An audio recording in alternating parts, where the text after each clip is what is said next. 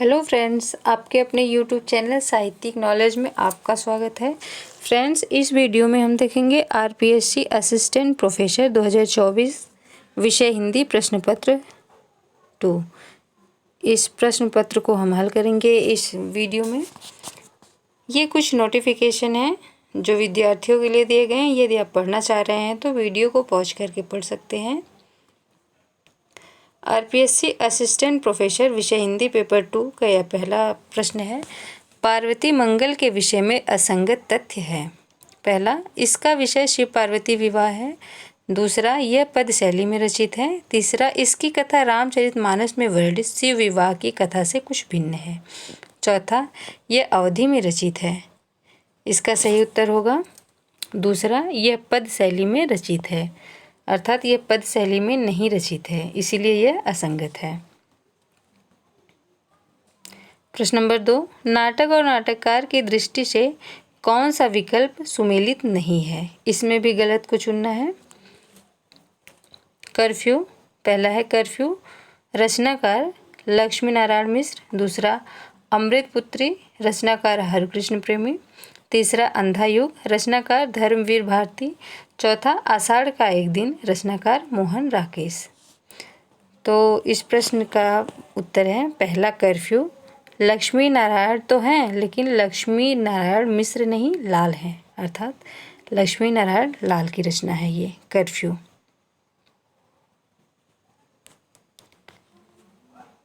प्रश्न नंबर 3, माखनलाल चतुर्वेदी के बारे में कौन सा कथन गलत है?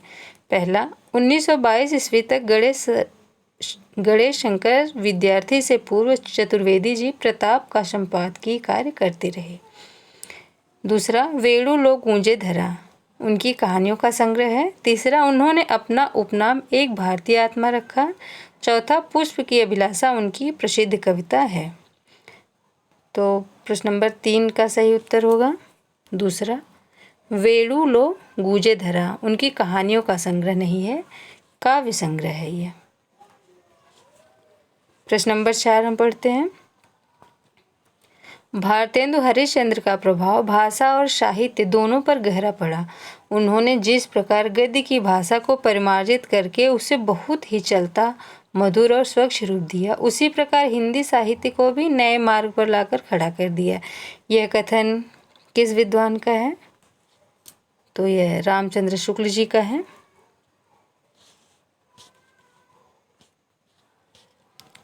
पांचवा है, पृथ्वीराज रासो को प्रामाणिक मानने वाले विद्वान हैं। पहले बूलर, दूसरे कविराजा श्यामलदास, तीसरे मोहनलाल विष्णुलाल पांड्या, चौथा है गौरीशंकर हीराचंद ओझा। तो इस प्रश्न का सही उत्तर है तीसरा, मोहनलाल विष्णुलाल पांड्या। प्रश्न नंबर 4, एक पतंग अनंत में किस कवि की रचना है?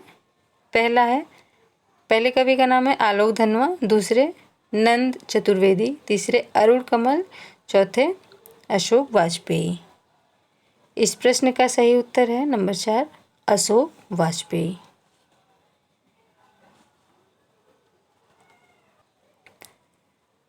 सातवां प्रश्न है, केदारनाथ अग्रवाल की काव्य शैली के संदर्भ में असंगत तथ्य है।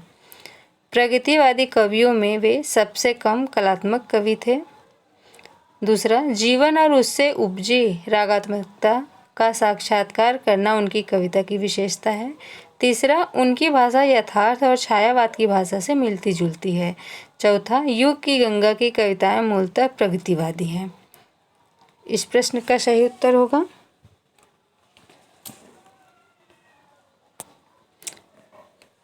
पहला, प्रगतिवादी कवियों में वे सबसे कम कलात्मक कवि नहीं थे, बल्कि सबसे ज़्यादा ही कलात्मक कवि थे।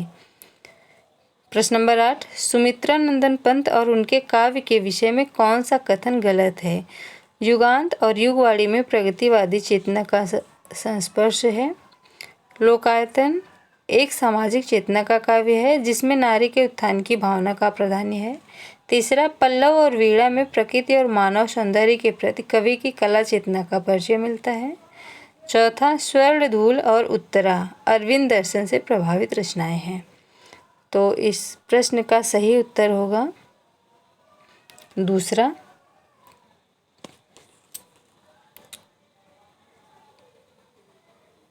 इस प्रश्न का सही उत्तर होगा। हम 9वां प्रश्न देखते हैं। दूसरी बात इस काल के संबंध में ध्यान देने की यह है कि इस काल की जो साहित्यिक सामग्री प्राप्त है उसमें कुछ तो संदिग्ध हैं और कुछ तो असंदिग्ध हैं और कुछ संदिग्ध हैं। यह कथन किसका है? प्रश्न नंबर 9 का सही उत्तर है आचार्य रामचंद्र शुक्ल। 10वां प्रश्न, निर्गुण परंपरा के सर्वाधिक शिक्षित संत सुंदरदास के संबंध में असंगत तथ्य है। यह असंगत कथन है। सुंदर विलास ग्रंथ पहला, दूसरा ठेठ राजस्थानी भाषा में कविता, तीसरा श्रृंगार रस की रचनाओं का विरोध, चौथा ज्ञान समुद्र ग्रंथ। 10वें प्रश्न में सही उत्तर कौन सा है? 10वें का सही है दूसरा, ठेठ राजस्थानी भाषा में नहीं बल्कि ब्रज भाषा में इनकी रचनाएं थी। प्रश्न नंबर 11 है, नाथ पंथ के अनुयायी कनफटे कहलाते हैं। ब, नाथ पंथ में शून्यवाद के स्थान पर ईश्वर के साकार रूप को स्वीकृति दी। नाथ पंथ में अलग निरंजन का महत्व बताया गया। नाथ पंथ पर बौद्ध धर्म का किंचित भी प्रभाव नहीं था। तो इनमें से कोई दो ही सही है। प्रश्न नंबर 11, पहला तो कनफटे कहलाते ही थे, ये लोग कनफटे कहलाते थे और बौद्ध धर्म का प्रभाव तो था ही। नाथ पंथ में अलग निरंजन का महत्व बताया गया, अर्थात अ और स कहाँ गया? चौथा। हम 12वां प्रश्न देखेंगे। माटी की मूर्ति, कला के हस्ताक्षर, 10 तस्वीरें किस विधा की रचनाएं हैं? तो ये रेखा चित्र है। ये रचनाएं रेखा चित्र के अंतर्गत आती हैं। प्रश्न नंबर 13वां प्रश्न है, अष्टछाप के कवियों के विषय में गलत तथ्य है। कवि होने के साथ साथ ये भक्त अच्छे गायक भी थे, पहला है।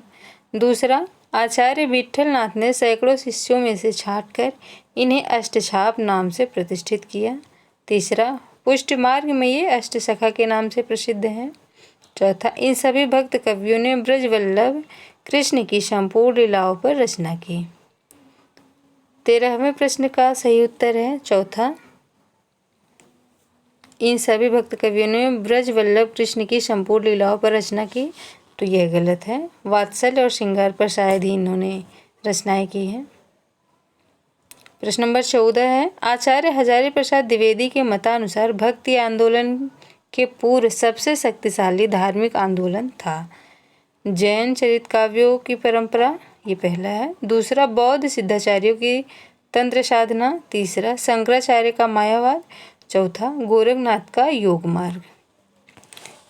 14वें का सही उत्तर है चौथा।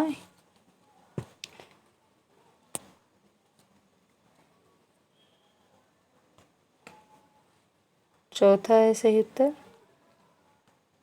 योगनाथ का योग मार्ग। प्रश्न नंबर 15, जैन तीर्थंकरों के जीवन चरित्र तथा वैष्णव अवतारों की कथाएं जैन आदर्शों के आवरण में किस नाम से पदबद्ध की गई हैं? बेली पहला है। दूसरा, रास। तीसरा, गाहा। चौथा, कजरी। तो जैनों की रचनाएं तो रास शब्द से शायद पदबद्ध की गई हैं। रासों से तो वीर काव्यों की रचनाएं हुई हैं, तो रास से ही जैन तीर्थंकरों की रचनाएं पदबद्ध की गई हैं। एक ही कवि विद्यापति ने 2 प्रकार की भाषा का व्यवहार किया है, पुरानी अपभ्रंश भाषा का और बोलचाल की देसी भाषा का। उक्त कथन किसका है? प्रश्न नंबर 16, दूसरा, रामचंद्र शुक्ल। प्रश्न नंबर 17 हम देखते हैं। श्रृंगार रस के ग्रंथों में जितनी ख्याति और जितना मान बिहारी सतसई का हुआ उतना और किसी का नहीं, यह कथन किसका है? प्रश्न नंबर 17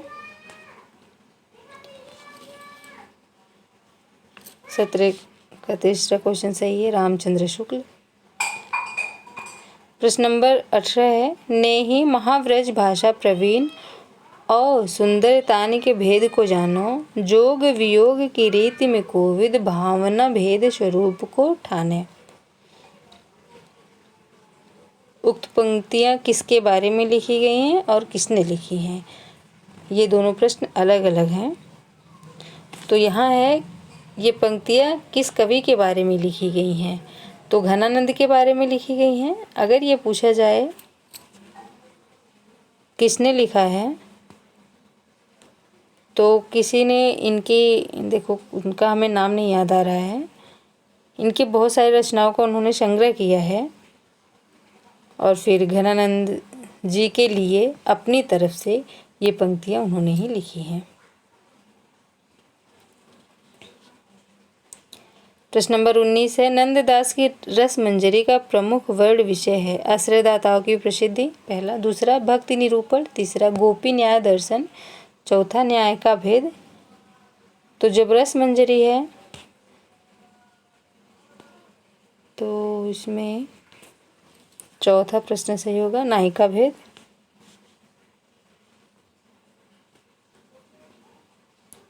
प्रश्न नंबर 20,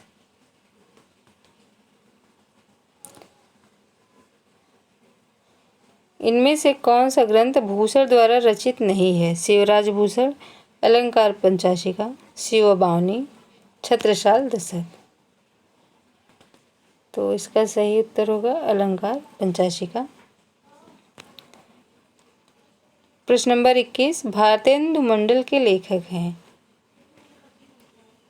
प्रताप नारायण मिश्र पहला, दूसरा रामचरित उपाध्याय, तीसरा गोपाल शरण सिंह, चौथा गया प्रसाद शुक्ल।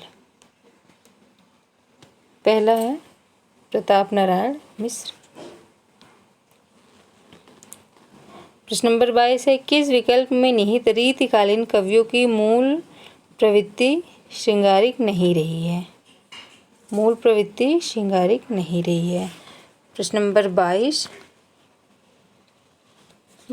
का गोप, रसस्वरूप और सेवादास, इनकी कृतियाँ श्रृंगारिक नहीं थी।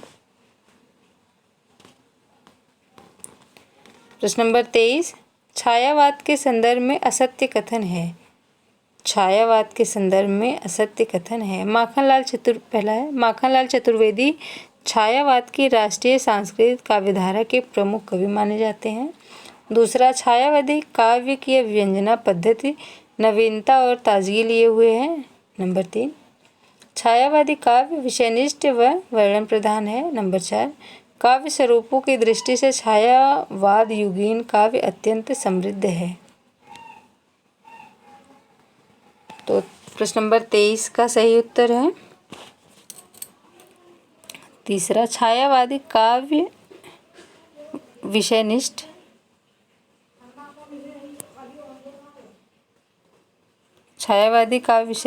व वर्णन प्रधान है। ये इसका उत्तर हो जाएगा। प्रश्न नंबर 24, राहुल संस्कृत्या ने सरहपा का समय माना है? इन्होंने सरहपा का समय माना है। पहला है 7वीं शताब्दी का अंतिम दशक, दूसरा 9वीं शताब्दी का 77 का दशक, तीसरा 7वीं शताब्दी के 60 का दशक, चौथा है 8वीं शताब्दी के 60 का दशक। तो प्रश्न नंबर 4 सही होगा। प्रश्न नंबर 25, विधा की दृष्टि से कौन सा विकल्प सुमेलित नहीं है? पहला है आधा गांव, जिसके रचनाकार राही मासूम रजा, यह एक आंचलिक उपन्यास है। दूसरा आपका बंटी, इसकी रचनाकार मन्नू भंडारी हैं, यह आधुनिक बोध का उपन्यास। तीसरा कचनार, जिसके रचनाकार वृंदावनलाल वर्मा है, यह ऐतिहासिक उपन्यास है। चौथा सन्यासी, इसके रचनाकार इलाकांत जोशी हैं, इलाचंद्र जोशी हैं। ये एक धार्मिक उपन्यास है। तो प्रश्न नंबर 25 का सही उत्तर होगा चौथा, सन्यासी इलाचंद्र जोशी की रचना नहीं है।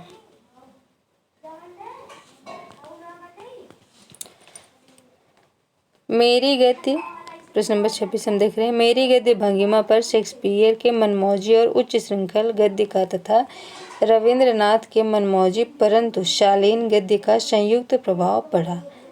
अपने निबंध विधान के संबंध में उक्त वक्तव्य किसका है? प्रश्न नंबर 26 का सही है। प्रश्न नंबर 4 प्रश्न उत्तर सही है, कुबेरनाथ राय।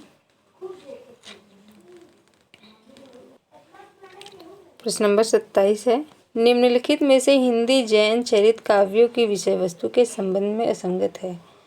पहला, लोक कथाओं के प्रसिद्ध पात्रों का वर्णन। दूसरा, धार्मिक प्रतिज्ञाओं का पालन करने वाले पात्र। तीसरा, पौराणिक पात्रों का वर्णन। चौथा, परंपरा से प्राप्त कथानकों की उपेक्षा। प्रश्न नंबर 27 का सही उत्तर है पहला, लोक कथाओं से प्रसिद्ध पात्रों का वर्णन। प्रश्न नंबर 28, सूरदास का सबसे मर्मस्पर्शी और वाग वैदव्यपूर्ण अंश भ्रमर गीत है। इसमें गोपियों की वचन वक्रता अत्यंत मनोहारिणी है। ऐसा सुंदर उपालंब काव्य और कहीं नहीं मिलता। यह कथन किसका है? प्रश्न नंबर 28 का 2। रामचंद्र शुक्ल से बहुत सारे प्रश्न आए हैं।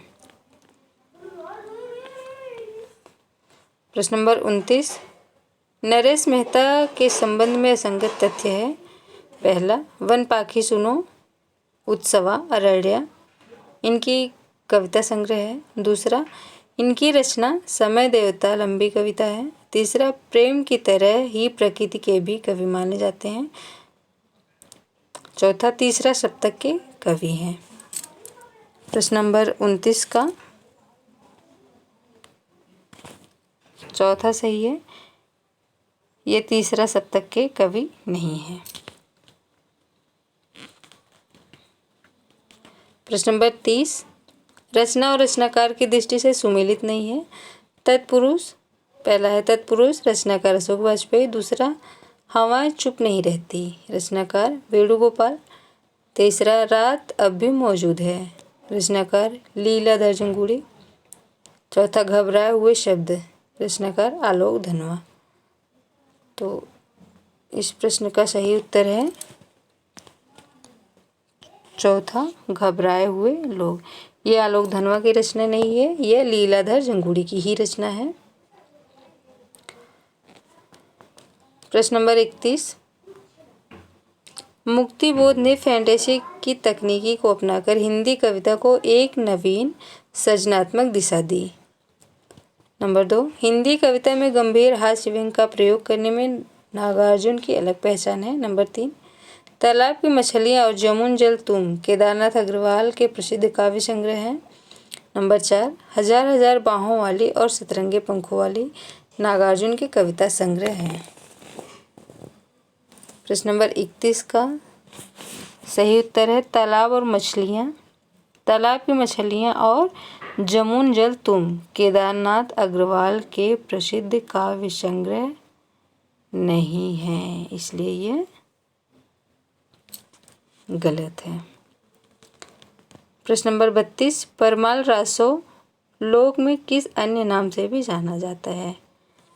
तो इसका उत्तर है तीसरा, आलाखंड। श्याम नारायण पांडे की रचना नहीं है। पहला आरती, दूसरा तुमुल, तीसरा जौहर, चौथा प्रताप। तो 33 का है प्रताप।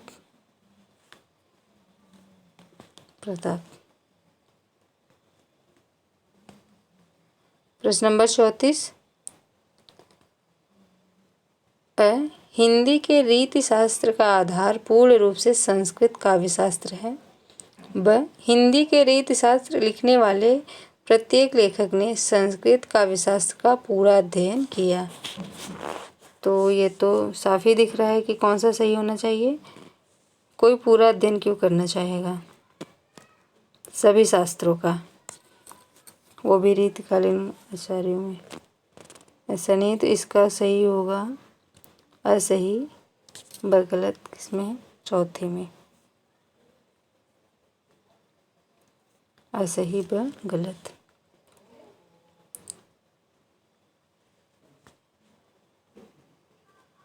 प्रश्न नंबर 35 है, इस पुस्तक में मेरी अंतर यात्रा में पढ़ने वाले कुछ प्रदेश हैं। यात्रा के लिए निकलती रही है बुद्धि पर हृदय को साथ लेकर। अपनी निबंध कला के विषय में उक्त स्वीकारोक्ति किसकी है? पहले हैं हजारी प्रसाद द्विवेदी, दूसरे विद्यानिवास मिश्र, तीसरे कुबेर नाथ राय, चौथे रामचंद्र शुक्ल। 35 का सही उत्तर होगा चौथा रामचंद्र शुक्ल। प्रश्न नंबर 36, इनमें से कौन सा ग्रंथ कवि देव रचित नहीं है? पहला अष्टयाम, दूसरा सुख सागर तरंग, तीसरा भवानी विलास, चौथा रस प्रबोध।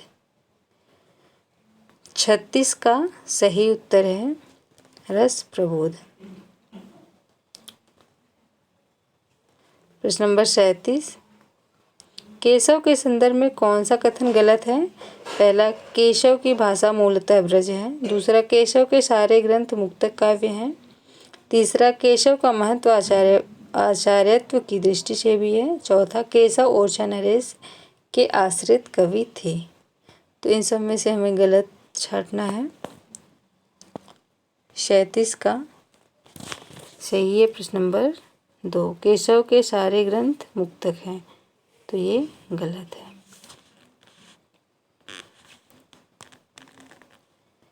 प्रश्न नंबर 38, निर्गुण संत कवियों के संदर्भ में कौन सा कथन सही नहीं है?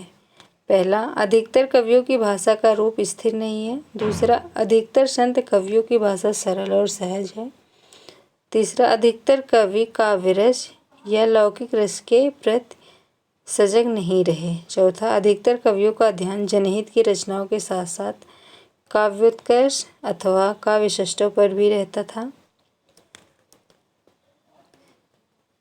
तो इस प्रश्न का सही उत्तर है चौथा, अधिकतर कवियों का ध्यान जनहित की रचनाओं के साथ साथ काव्योत्कर्ष अथवा काव्यषष्ठों पर भी रहता था। तो ये उत्तर सही है प्रश्न नंबर 38 का चौथा। नंददास कृत अनेकार्थ मंजरी किस प्रकार का ग्रंथ है? पहला नामावली कोश, दूसरा विश्वकोश, तीसरा पर्याय कोश, चौथा शब्दकोश। प्रश्न नंबर 39, प्रश्न नंबर 39 का सही है तीसरा पर्याय कोश।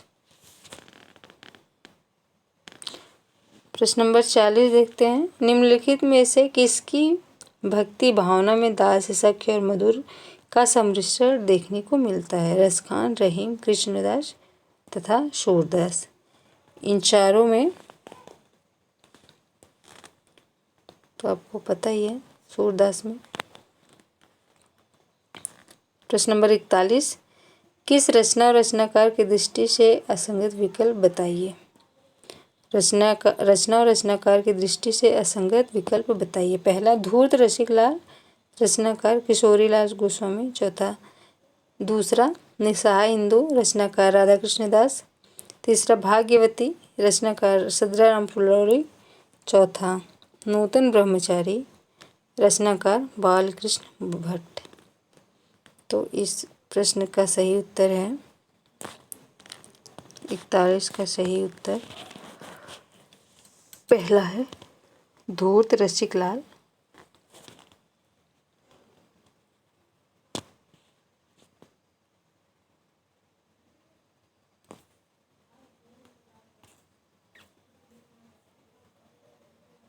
इकतालीस का सही है धूर्त रसिकलाल किशोरी गोस्वामी।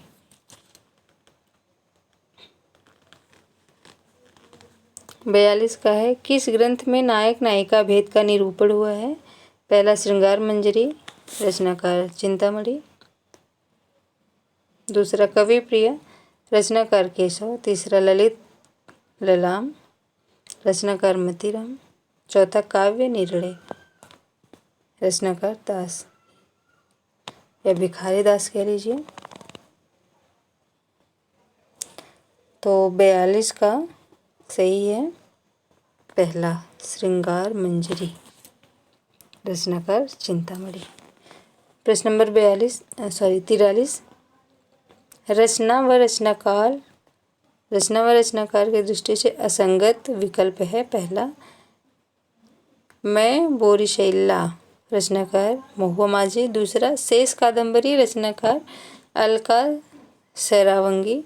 तीसरा शिगाफ, रचनाकार मनीषा कुलश्रेष्ठ। चौथा रेत, रचनाकार गीतांजलि श्री। तो प्रश्न नंबर 43 का सही उत्तर है रेत, गीतांजलि श्री। ये इनकी रचना नहीं है। 44 है, रिक्त मुक्त काव्य के संदर्भ में गलत तथ्य हैं। रेत मुक्त काव्य के संदर्भ में गलत तथ्य हैं। पहला, यह काव्य निजी प्रेमानुभूति पर आधारित है। दूसरा, इसकी सभी रचनाएं मुक्तक रूप में है। तीसरा, मूलतः इसका विषय श्रृंगार ही है। चौथा, इसका श्रृंगार रीतिबद्ध श्रृंगार से भिन्न स्वच्छंद और उदात्त भावना का पोषक है। प्रश्न नंबर 44 का सही है, इसका मूलतः इसका विषय श्रृंगारिक ही है, तो ये गलत है। प्रश्न नंबर 45, निम्नलिखित में से गलत कथन है। काल तुझसे होड़ मेरी और धूप के धान शमशेर के प्रसिद्ध काव्य संकलन हैं। ये पहला था। दूसरा है, शमशेर की कविता का आदर्श स्वयं उन्होंने लिखा है। बात बोलेगी हम नहीं, भेद खोलेगी बात ही। तीसरा, कामायनी एक पुनर्विचार मुक्तबोध की कृति है। चौथा, भूरि भूरि खाकदूल मुक्तबोध का काव्य संकलन है। प्रश्न नंबर 45 का सही उत्तर है पहला, काल तुझसे होड़ मेरी और धूप के धान शमशेर के प्रसिद्ध काव्य संकलन नहीं है। प्रश्न नंबर 45 का पहला सही है। 46, आलम के व्यक्तित्व और कृतित्व के विषय में गलत है। विश्वनाथ प्रसाद मिश्र ने प्रबंधकार व मुक्तकार आलम को एक ही व्यक्ति माना है। इनके कवित्व सवैयों में रीति परंपरा के गुण भी कुछ कुछ मिल जाते हैं। इनका काव्य स्थूल वस्तु प्रधान है। आचार्य रामचंद्र शुक्ल ने प्रबंधकार आलम और मुक्तकार आलम को पृथक पृथक माना है। तो इस प्रश्न का सही उत्तर है चौथा। हमें गलत कथन देखना है। तो आचार्य रामचंद्र शुक्ल ने किसी दो आलम का वर्णन नहीं किया है, उन्होंने एक ही आलम नामक कवि की रचनाओं का वर्णन किया है। प्रश्न नंबर 47, रचनाकार और रचना की दृष्टि से कौन सा सुमेलित नहीं है? पहला, लाल कवि, रचना जनक पचीसी। दूसरा, श्रीपति, रचना सरोज कलिका। तीसरा, याकूब खां, रचना रसभूषण। चौथा, आलम, रचना आलम केली। प्रश्न नंबर 47 का सही उत्तर है लाल कवि जनक पचीसी।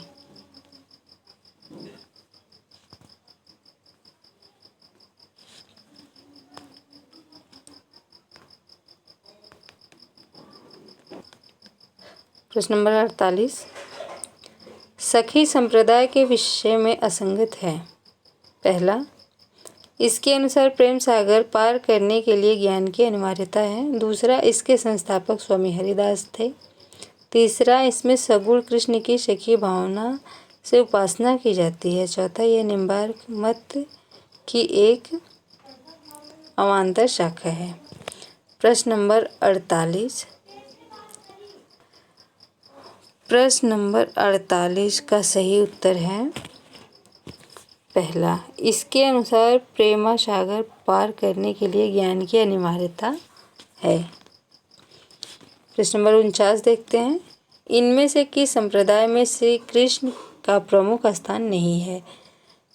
राधा ही प्रमुख हैं। इनमें से किस संप्रदाय में श्री कृष्ण का प्रमुख स्थान नहीं है, अर्थात राधा का ही प्रमुख स्थान है। तो पहला है निम्बार्क संप्रदाय, दूसरा वल्लभ संप्रदाय, तीसरा गौड़ी संप्रदाय, चौथा राधा वल्लभ संप्रदाय। तो ये तो ऐसे भी पता लगा सकते हैं कि किसी में पहले राधा शब्द नहीं आया है, किसी में आया है। इसमें श्री कृष्ण भगवान वैसे भी पीछे दिखाए गए हैं। वल्लभ में तो वो स्वयं ही हैं, राधा जी का कहीं नाम ही नहीं है। तो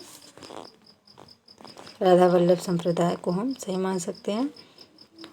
प्रश्न नंबर 50। प्रश्न नंबर 50, मतीराम के कृतित्व के संबंध में गलत तथ्य है। पहला, ललित ललाम में शब्द अलंकारों का वर्णन है। दूसरा, इन्होंने नायिका भेद का निरूपण रसमंजरी के आधार पर किया है। तीसरा, वृत्त कौमुदी इनका पिंगल विषय ग्रंथ है। चौथा, रसराज श्रृंगार और नायिका भेद का ग्रंथ है। प्रश्न नंबर 50। प्रश्न नंबर 50 का सही उत्तर है पहला, ललित ललाम में शब्द अलंकारों का वर्णन किया गया है। तो ये गलत है। फ्रेंड्स, इस वीडियो में हम 50 प्रश्नों के उत्तर देख रहे हैं। अगर आपको आरपीएससी असिस्टेंट प्रोफेसर 2024 पेपर 2 विषय हिंदी से संबंधित पहला प्रश्न या दूसरा प्रश्न, दोनों में से अगर कोई भी चाहिए तो आप कमेंट बॉक्स में लिख सकते हैं। हम दोनों पेपरों का हल देखेंगे।